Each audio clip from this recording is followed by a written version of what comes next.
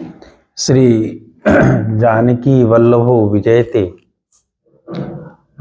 रामायण के किष्किंधा कांड का 43वां सर्ग। अब सुग्रीव उत्तर दिशा में अपनी सेना को प्रेषित कर रहे हैं और उत्तर दिशा में सतबली नाम के बानर सेनापति को भेजते हैं और उसको आदेशित करते हैं कि व्रतः सत्सहस्रेण त्वद्विधानां वनौकसां वैवस्वत सुतैः सार्धं प्रविष्टः सर्वमंत्रिभिः। हे सतबली, तुम अपने जैसे 1,00,000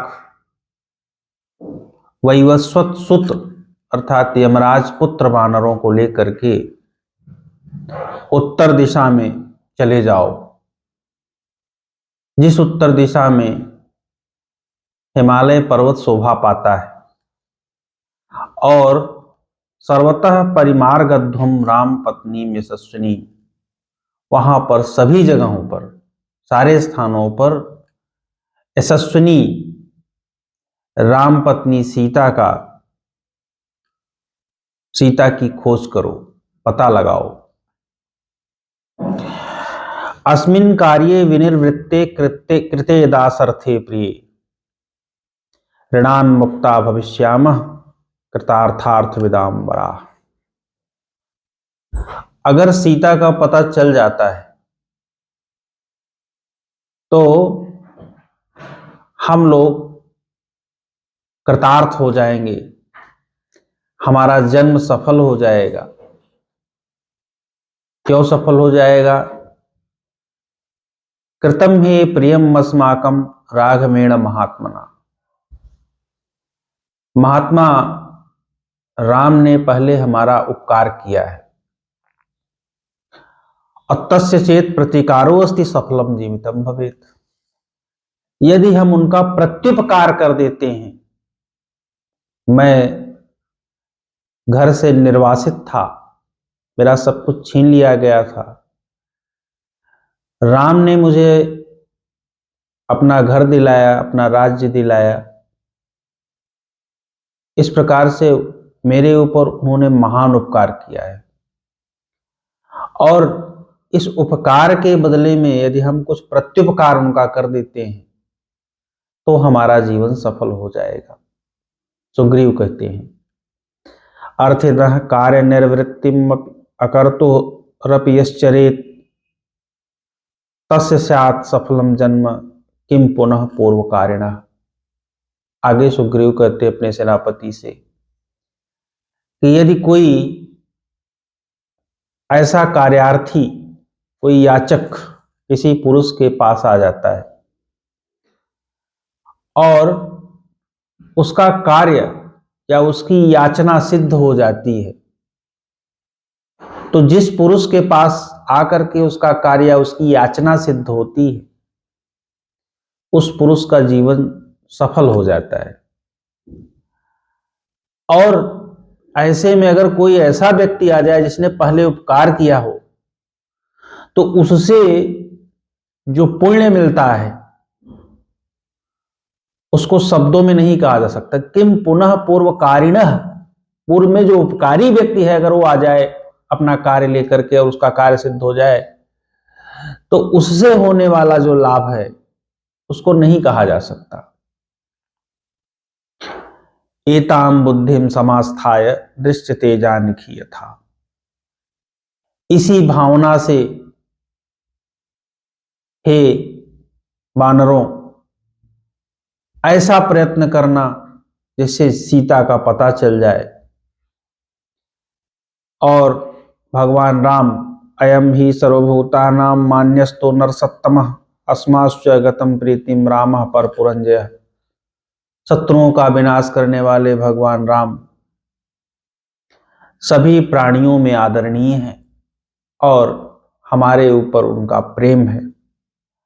इसलिए इन दुर्गों को, नदियों को, पर्वतों को जिनका मैं नाम ले रहा हूं, प्रदेशों में यत्न पूर्वक सीता की खोज करना। उन प्रदेशों को बताते हैं। तत्र म्लेच्छान पुलिंदांश शूरसेनांश तथैव च प्रस्थलान भरतांशैव कुरूंश्च सहमद्रकै। उत्तर दिशा में म्लेच्छों के नगर, पुलिंदों के नगर, शूरसेन, प्रस्थल, भरत, कुरु, मद्र, कंबोज, यवन, शकों के नगर, दरद और हिमालय, इन प्रदेशों पर सीता की खोज करना। और हिमालय में जो लोध्र वृक्षों के और देवदार वृक्षों के वन हैं, वहां पर सीता की खोज करना। ततः सोमाश्रमं गत्वा देवगंधर्व सेवितम कालम नाम महासानुम पर्वतम तम गमिष्यति। उसके पश्चात जिस पर देवता और गंधर्व निवास करते हैं उस सोमाश्रम में पहुंचोगे और वहां पर महान शिखर वाले काल नामक पर्वत को देखोगे। उस काल नामक पर्वत के शिखरों पर गुफाओं में सीता की खोज करना और उस काल नामक पर्वत को लांघ करके सुदर्शन नामक पर्वत पर पहुंचोगे। उस सुदर्शन नामक पर्वत ऐसा है जिसका अंतर स्वर्ण से निर्मित प्रतीत होता है, जिसके अंदर सोने की खान है। तमतिक्रम्य शैलेन्द्रम हेमगर्भम महागिरिम ततः सुदर्शनम नाम पर्वतम गंतुम अर्हत। उस काल नामक पर्वत को पार करके सुदर्शन नामक पर्वत पर पहुंचोगे जिसके अंदर सोने की खान है। उसके पश्चात ततो देव सखो नाम पर्वतः पतगालय नाना पक्षी समाकीर्णो विविध द्रुमभूषितः।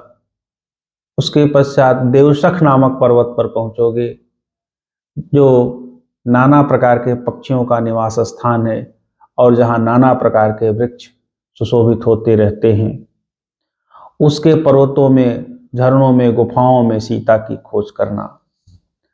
उसके पश्चात जब देवसख नामक पर्वत को पार करके आगे बढ़ोगे तो तुम्हें एक 100 योजन में फैला हुआ मैदान मिलेगा जिसमें न कोई नदी है, न कोई पर्वत है, न कोई वृक्ष है, न कोई जीव जंतु है। वो एकदम आकाश की तरह है, नीरव है, निशब्द है और वो दुर्गम है। वहां पर बहुत डर लगता है, डर से रोमहर्षणम तत्व शीघ्रम अतिक्रम्य कांतारम रोमहर्षणम। वो निर्जन स्थान जो है वहां डर के मारे रोए खड़े हो जाते हैं। और जब उसको पार करोगे तो कैलासम पांडुरम प्राप्य हृष्टायुम भविष्यति। तो श्वेत वर्ण के कैलाश पर्वत को देख करके आप लोग प्रसन्न हो जाओगे। और तत्र पांडुर मेघाभम जामुनत परिष्कृतम कुबेर भवनम रम्यम निर्वृतम विश्वकर्मणा। वहां पर श्वेत वर्ण का एक भवन बनाया गया है विश्वकर्मा के द्वारा, जहां पर कुबेर निवास करते हैं। उस भवन को सोने से सजाया गया है, अलंकरण उसका सोने का है। और उस भवन के पास ही एक विशाल सरोवर है जिसमें प्रभूत कमल है, पर्याप्त कमल खिले हुए। वहां पर हंस कारंडो पक्षी रहते हैं उस सरोवर में और वहां पर अप्सराओं का भी निवास स्थान रहता है। और वहां पर सभी लोकों में आदरणीय सर्वलोक नमस्कृतः वैश्रवणः विश्रवा पुत्र कुबेर धनदो रमते श्रीमान गुह्यक यक्षराट। यक्षराज कुबेर अपने गुह्यकों के साथ अर्थात अपने सहचरों के साथ निवास करते हैं। उनके उस पर्वत पर गुफाओं में सीता की खोज करना। यहाँ तक कैलाश तक सुग्रीव कहते हैं। इसके आगे वो क्रौंच पर्वत का वर्णन करते हैं जिसको मैं अग्रभाग में कहूँगा। धन्यवाद।